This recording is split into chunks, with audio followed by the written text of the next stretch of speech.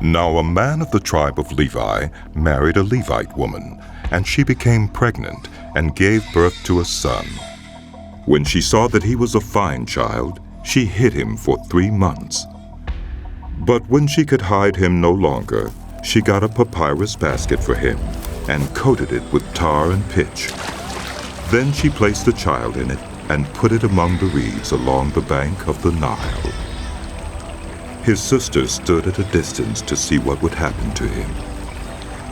Then Pharaoh's daughter went down to the Nile to bathe, and her attendants were walking along the riverbank. She saw the basket among the reeds and sent her female slave to get it. She opened it and saw the baby. He was crying, and she felt sorry for him. "This is one of the Hebrew babies," she said. Then his sister asked Pharaoh's daughter, "Shall I go and get one of the Hebrew women to nurse the baby for you?" "Yes, go," she answered. So the girl went and got the baby's mother. Pharaoh's daughter said to her, "Take this baby and nurse him for me, and I will pay you." So the woman took the baby and nursed him. When the child grew older, she took him to Pharaoh's daughter, and he became her son. She named him Moses, saying, "I drew him out of the water." One day after Moses had grown up, he went out to where his own people were and watched them at their hard labor. He saw an Egyptian beating a Hebrew, one of his own people. Looking this way and that and seeing no one, he killed the Egyptian and hid him in the sand. The next day he went out and saw 2 Hebrews fighting.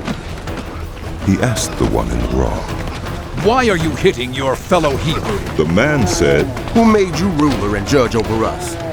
Are you thinking of killing me as you killed the Egyptian?" Then Moses was afraid and thought, What I did must have become known.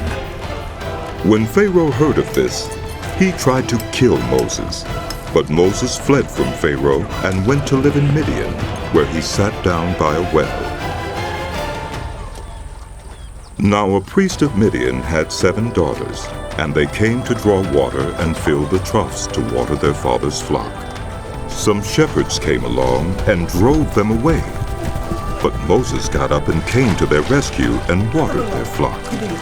When the girls returned to Reuel, their father, he asked them, "Why have you returned so early today?" They answered, "An Egyptian rescued us from the shepherds.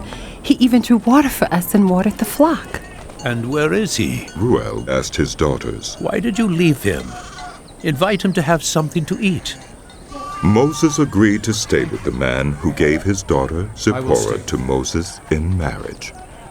Zipporah gave birth to a son, and Moses named him Gershom, saying, "I have become a foreigner in a foreign land." During that long period, the king of Egypt died.